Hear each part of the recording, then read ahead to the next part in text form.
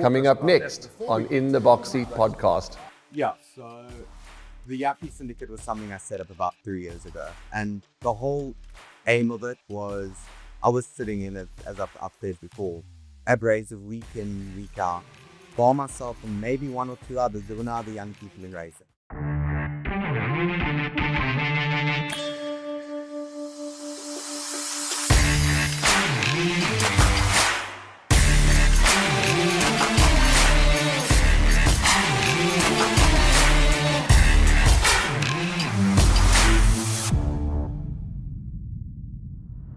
What is the time? 25 minutes past 4, the eve of probably one of the greatest races in the world, the Hollywoodbets Durban July.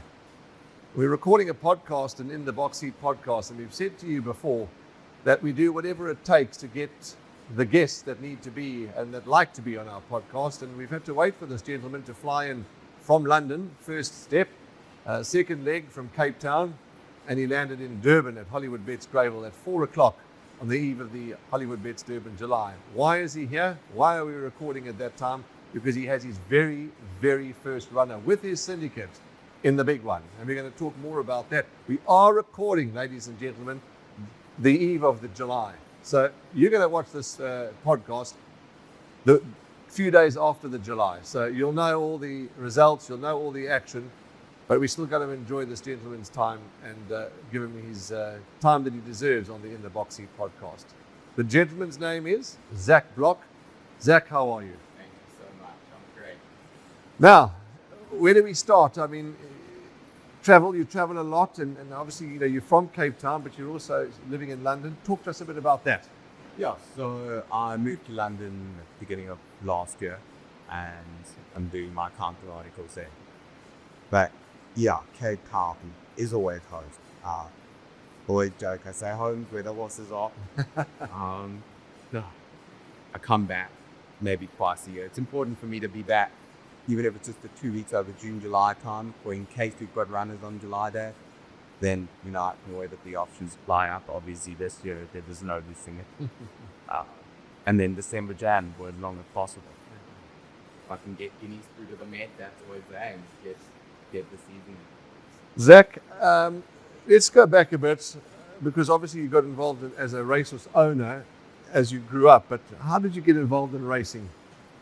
So, they often say racing is in your blood, and I think that was the case with me.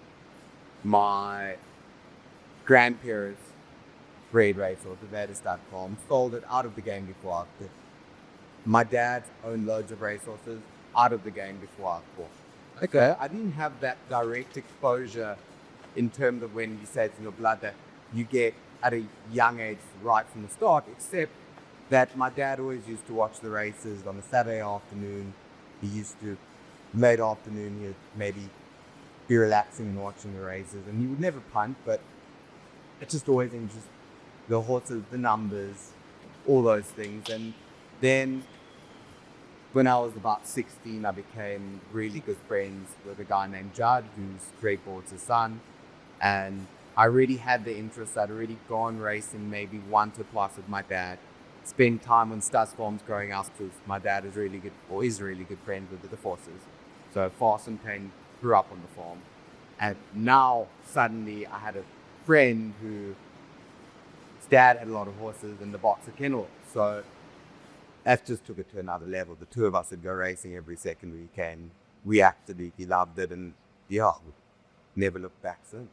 Your dad, Jonathan, for those that may not know, Jonathan Bloch, and of course you've both now got your own, you are racing this horse in a syndicate, but you've also each got your own colours, and you're paddling your own boats, but you're a tight team. Oh yeah, no, my dad said he was out of racing, but now he's back.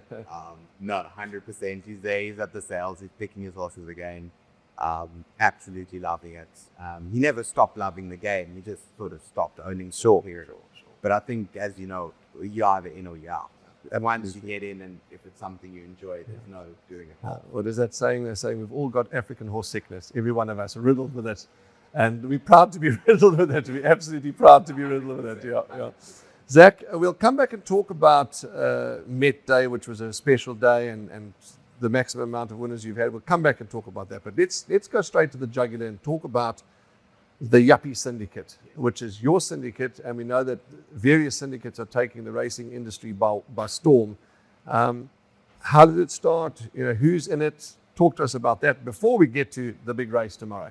Yeah, so the Yappy Syndicate was something I set up about 3 years ago, and the whole aim of it was I was sitting in it, as I've said before, at races week in, week out, by myself and maybe one or two others. There were no other young people in racing. So I wouldn't say I'm exceptionally smart, but I don't think I'm stupid. And you start to figure out, well, the sort of ownership of racing dying, you're going to race again. It's all well and good at horses. Yeah. You love this game and you don't want it to die, and it's going through problems and people are trying to save it. Hollywood, Mary, Greg, all those people, isn't it sort of right in the time of them saving racing? You say, well, they're saving it, but for who? I mean, for them, great. That's maybe, 20 good years of racing. But thereafter, if I want to continue racing, now the young people. So how can you fix that? You're competing against so many other forms of entertainment. But as we all know, once you're bitten by the racing bug, as you said, you're bitten.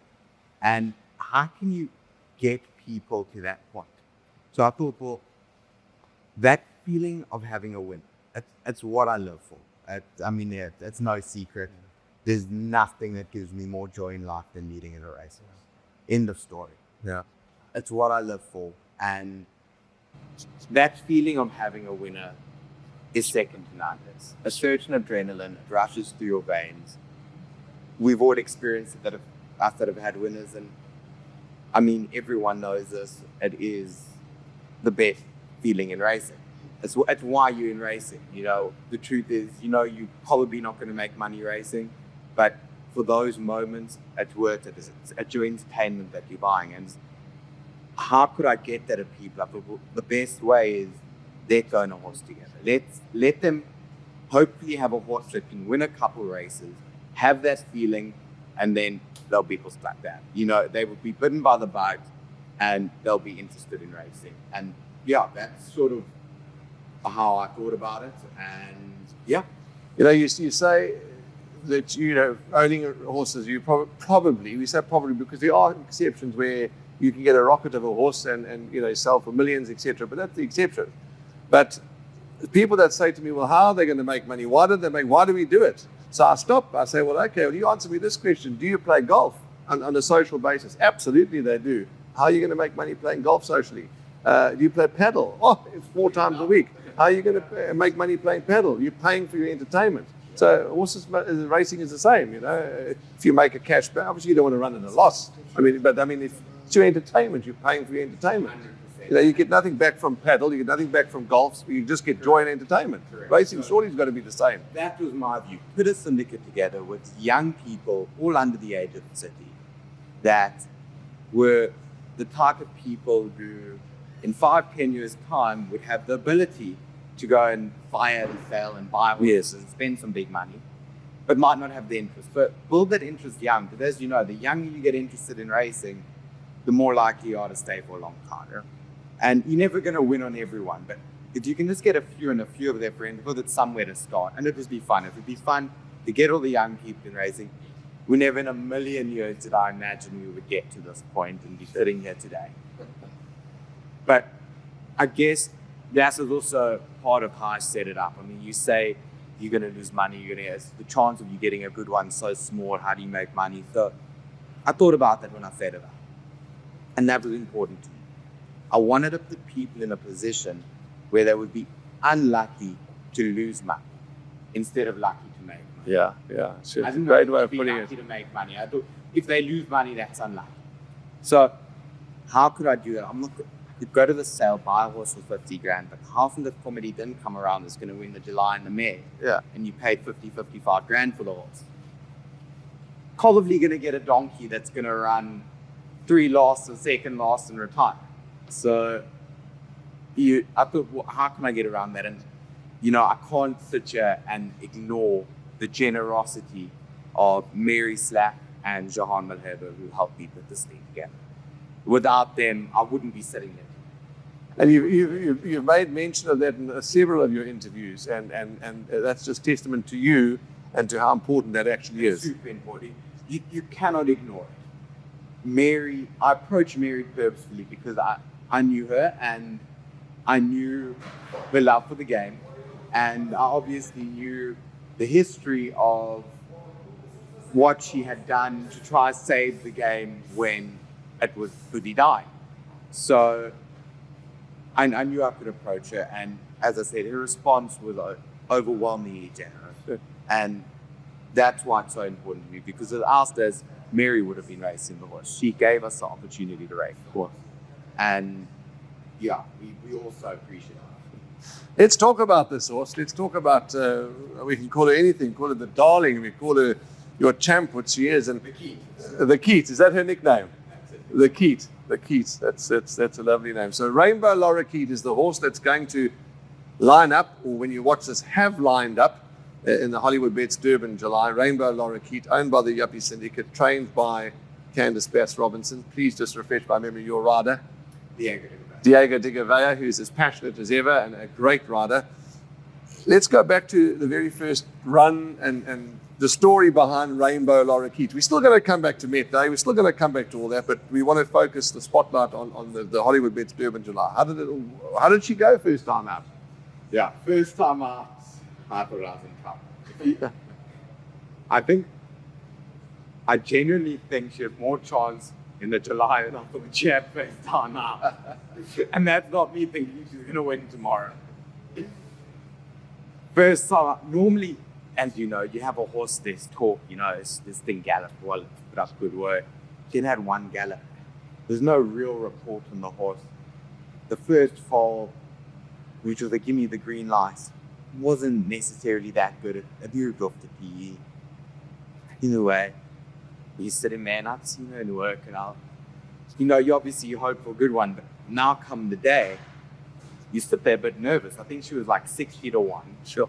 I walked into the parade ring thinking, here we go, I'm about to lose 8 friends. The horse is going to run stone last. I'm in huge trouble here. This little horse walks in. I mean, anyone to look at her in the parade ring tomorrow, she's just a horse. She's nothing like spectacular. She's just a horse. Yeah. And she walked in and I'm in huge trouble here. I mean, I started behaving like a trainer. Thankfully, I've been in racing a long time, so I know the excuses. But I behaved like a trainer before a race, Normally they give excuses before. A really good trainer will give excuses before. If they watch it during with you, so during just to see how that took us up. And there was some excuses after. So I started with the excuses before. I was well trained. I mean, I got in there, I was like, guys, Silvano mare, it's going 1,000, going with that wet, you won't enjoy it. Needs time, ground. Has only had one gallop. Just a bit of exercises, Sitting there just trying to play it down. When everyone else is there first, Jesus, give me back, Yeah, I think it's a horse chestnut. Yeah. The car slowed down. Anyway, I think she ran 5th or 6th, a few lengths back. And I mean, after that run, I was relieved. Yeah, you can always see that there's something there, absolutely. I was relieved more than any. Yeah. Then that was her first run. We fast forward to, let's go then to Met Day, because of course that was when the fireworks started. But before we talk about that race on Met Day, you've obviously set goals. You've had your single winner on the day, you've had a double. Have you had a double? I mean, you've had doubles, trebles. Talk to us about those things. Actually talking about, London and that, my horses are the one thing, many things keep me coming back home, but it's the most, I think I miss the most at it goes. What drives you to come home the most? I've stood in London, I miss my racing a lot. I always watch my horses run.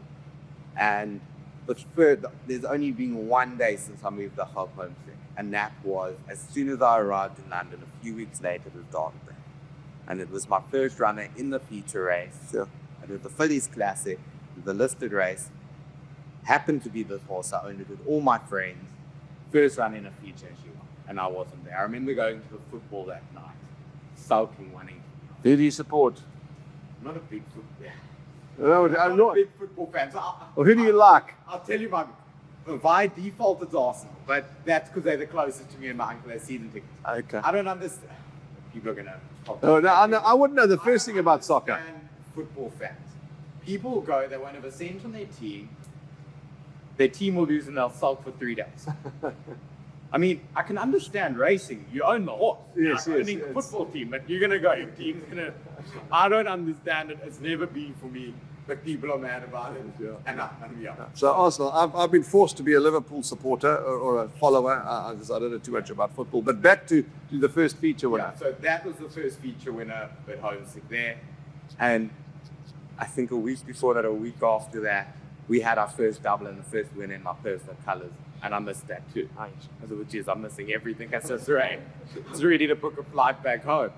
Anyway, when I arrived back home in Cape Town, for the first time after proceeded, which was a year ago, there were no chances taken. You got to win on the day, and this is great. But yeah, so going forward to Met Day, this is the meeting before I went back to London. I went back to London in Jan. So it was important for me just to, I said to every single one of our trainers, I said, whatever you do, just please find me the winner's box in your day. I said, I know it's Met Day, I know it's tough.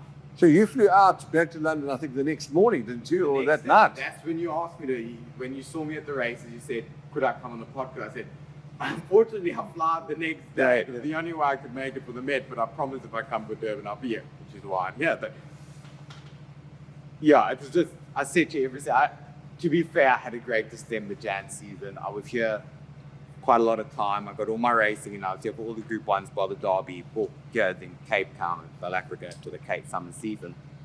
And I've had loads of winners. And I've said to him, just please, just find a way to find me the winner's box. And I remember Justin, just before the Pins Bay Snakes, sitting in his office, and he says to me, Zac, there's 1 or 2 hours I might want to run.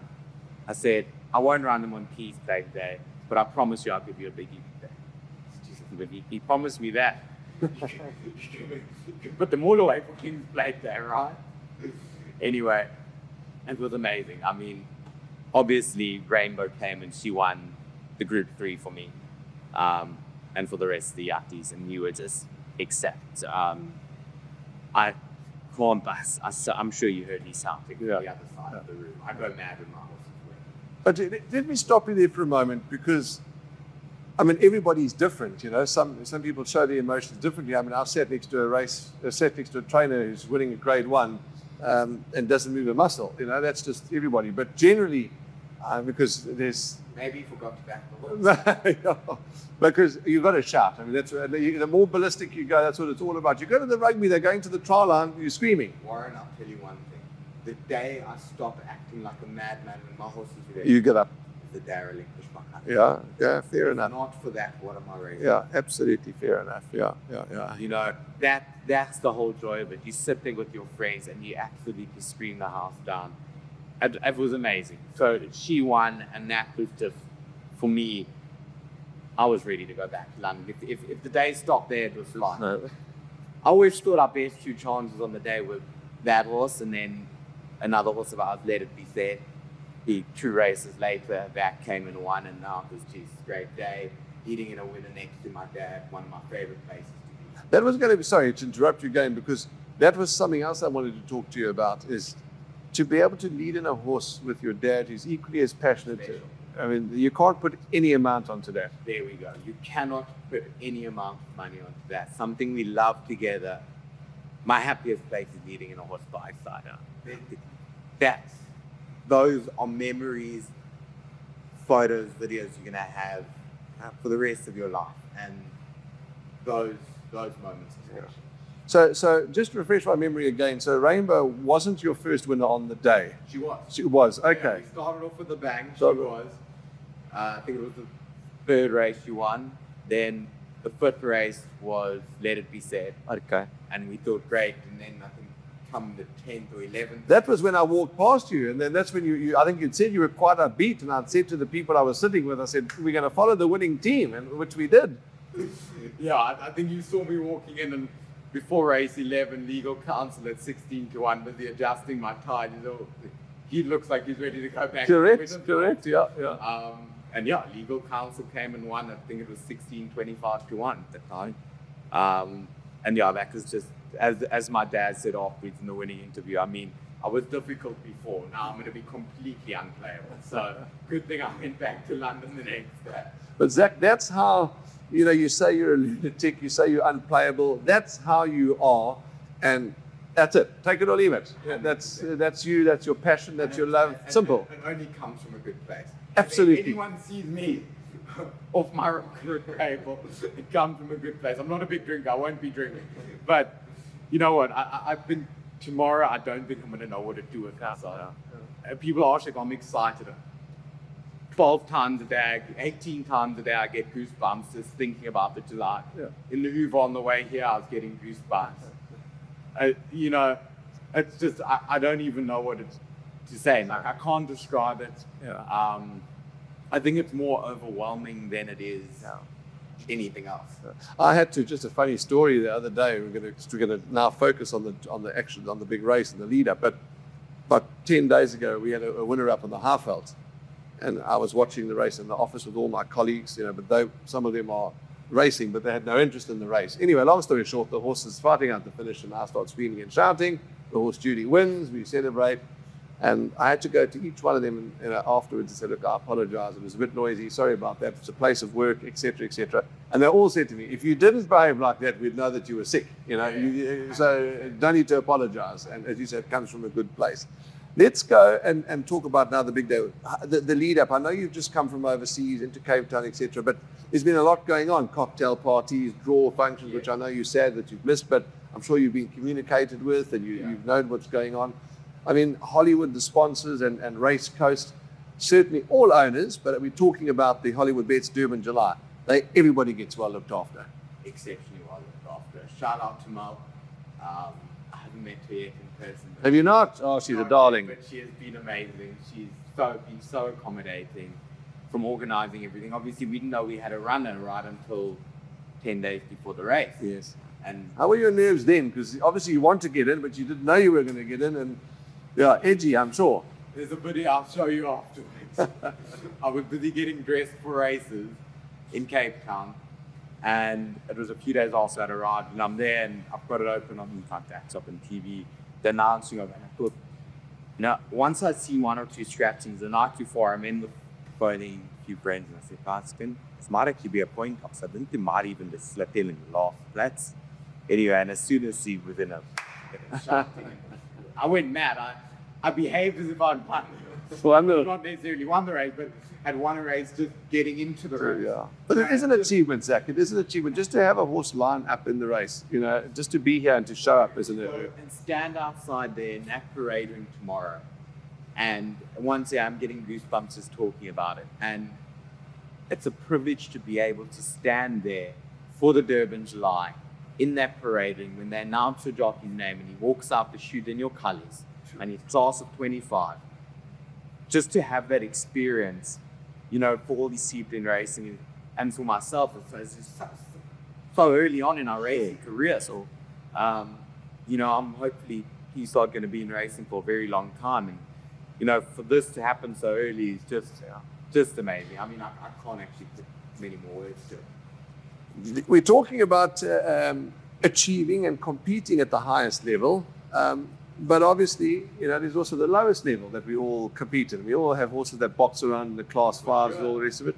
The love and excitement's the same? A winner's a winner. Yeah. It doesn't matter where they are, how they come, a winner's a winner. I shout for them all. Yeah.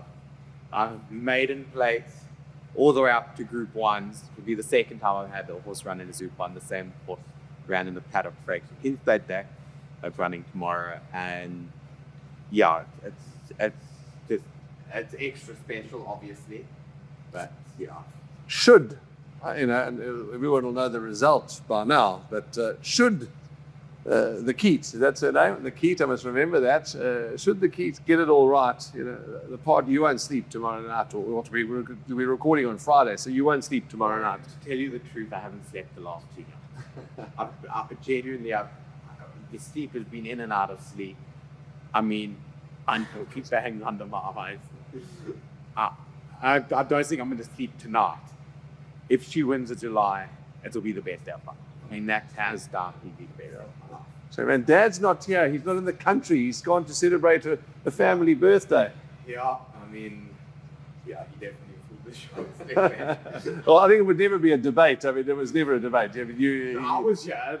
There was no questions asked. I was here for in case you ran. That's how important it was. I always say I would rather fly out here or to South Africa for Group 1 and finish last than win it and not be here. yeah. It's just, if I win a race and it's a Group 1 in South Africa, I have to be here. It's just, as I said, it would probably be the best day of my life, actually undoubtedly thus far. I don't even know what I would do with myself.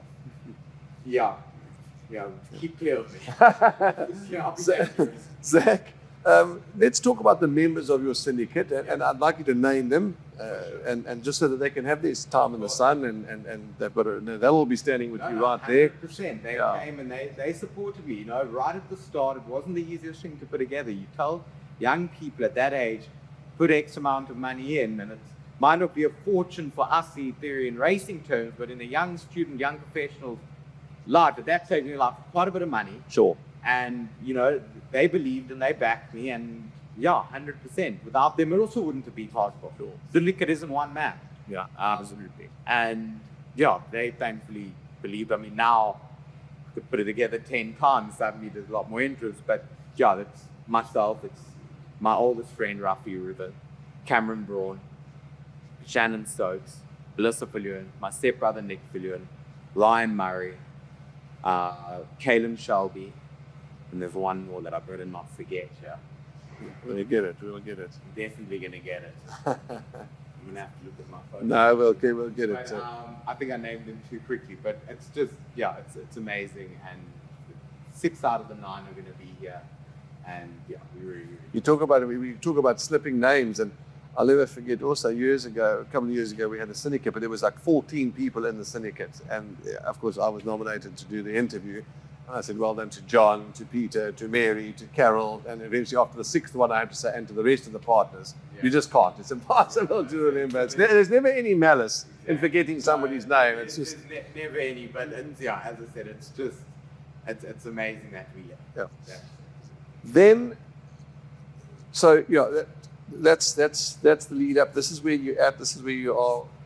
What further plans for the Yappy Syndicate? Have they only got the one horse, or is there a couple of others? So yeah, we only have the one horse, and you know the whole view of it was put together a syndicate and give people the experience. It wasn't necessarily something. It definitely wasn't trying to make money. That's for sure. I said to all of them on day one, you will probably lose money. That's the best way to say it, because you've got to be upfront. I said it's your entertainment. I said this is how much you're going to be in for a month. This is your entertainment. We don't have an upfront cost. I said, guys, I don't think you realize you're getting R1 million for nothing. Yes, correct. I said, no, you're not. And then the full sister sold for 1.2 million next year. I said, guys, you see. Yeah. Anyway, obviously we had performed well before then. But, you know, the idea was to put it together, get people exposure. It wasn't necessarily to carry on having these syndicates. You know, as I said, 6 out of the 9 are coming tomorrow. I've won on 6 out of the 9. You're not going to win on everyone. You're not coming to the Durban July. I haven't won you over, let's be honest. Yeah. So 6 out of the 9 are coming. And, you know, thereafter we can take it from there. Those who want to carry on racing, those who don't.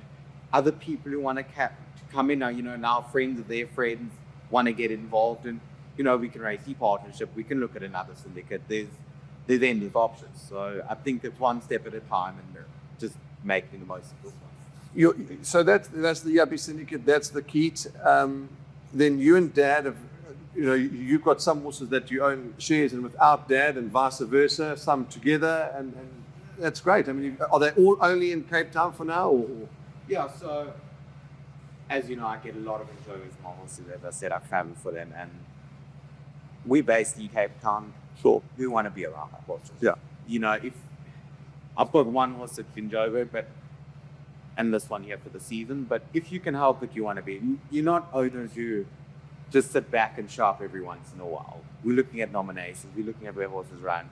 We go to the stables. We watch them work. You know, when I lived in Cape Town, almost every week, once a week, I'd go to the stables. It was important for you to see and actually spend time with your horses. You're only going to have a certain amount of enjoyment out of a horse on a racetrack, right, when they're winning. But there's all the enjoyment of going to the stable, seeing your horse, seeing it progress, the whole career of the horse. And we want that as close to hope as possible. So to be there when you have winners, you know, when I come back from London, I want to be in Cape Town and I want to be firing there if possible. I want to be having winners there.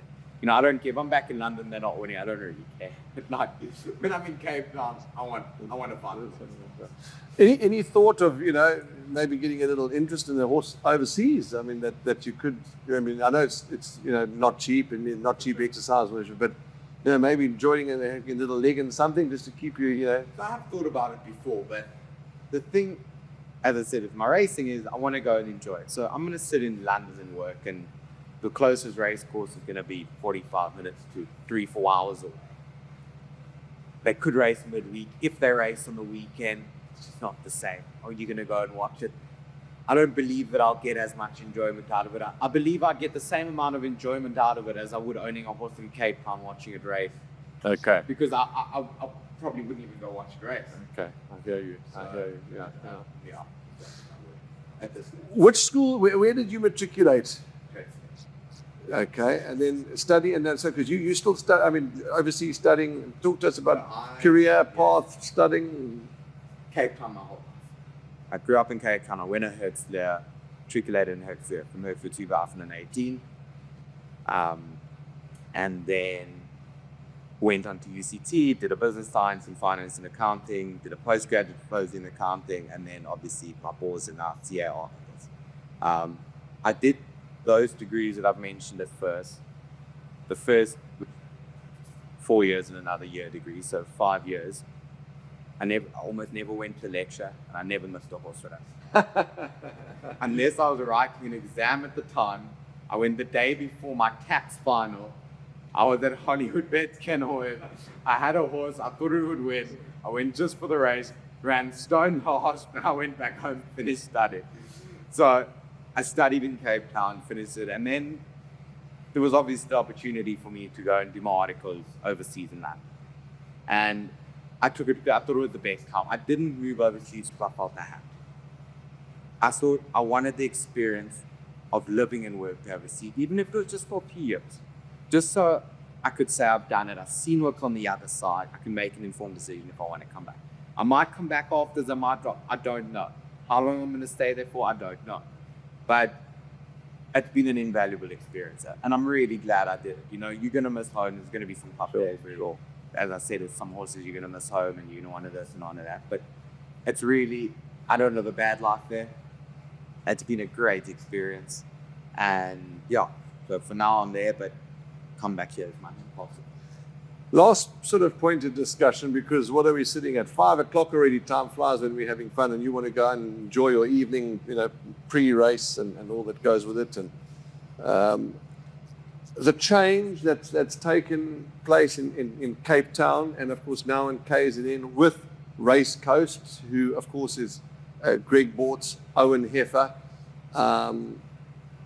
Hollywood, etc., between the two provinces, all under one umbrella. I want your opinion on that, notwithstanding we understand that there are other jurisdictions that others have got involved with and doing their best to keep the sport of horse racing, but you know, we are in the Race Coast umbrella. What are your thoughts on that? Anyone who's helped in racing understands about. You know, as I said, for me, the longevity of racing and at the best qualities possible is something that's really important for me. And it's just amazing. I mean, I walked into Hollywoodbets kennel probably a few weeks before I left to move to London when I moved. Okay. And they had just redone the whole thing that December jam, came fun season. And I remember walking there and I went to Greg, and I sort of swore at Greg. I said, how can you be risky? I said, you make this place so nice. And I was about to leave. I said, you're actually cool. I said, this is my favorite place in the world. And you're making it better and I have to leave. I said, it's not fair. But yeah, I think what they're doing is amazing. I don't know. From everything, be it the actual racing, the facilities, the stakes, the prizes, the incentives, everything. I mean, they're not leaving anything uncut. So they're really making it the best experience possible. And I've seen it from the experience of coming as an owner to for normal races, Group 1s, flying in, they really have made it great. And as I said, in other jurisdictions, they're doing the same. I just don't spend any time in them. It's normally only time in Cape Town, so I can't talk because I haven't actually been there. Yes. I know they're doing the same, and I know, you know, racing is hopefully going to a better place. Yeah. I'll tell you, with what we're going to see tomorrow, or what we would have seen, because again, pre-recorded show and will be flighted after the Hollywoodbets Durban July.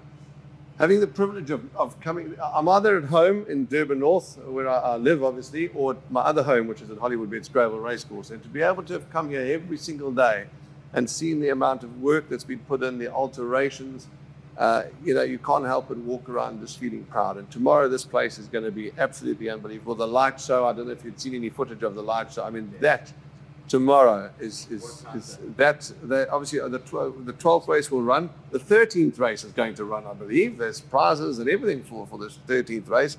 But I don't think I'll be partaking in the 13th race. I should be out of here because I do have to actually catch a flight back to Cape Town. Oh, sure, but okay, because the light show is just after the 13th race, but there'll be footage, there'll be coverage of it, because that is an experience on its own. But all that's left for me to do is to thank you for, I mean, your passion and your love for the game's infectious, and anyone that's been around you knows that.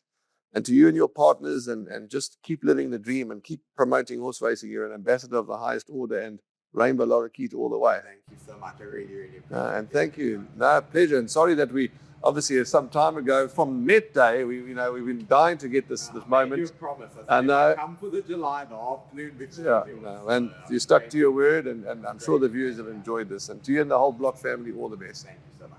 That's, ladies and gentlemen, Zac Bloch, a young man who's, well, I don't need to tell you, you've listened to this podcast, and if that doesn't get you excited about racing and the passion and the love about horse racing, then I'm not quite sure what will.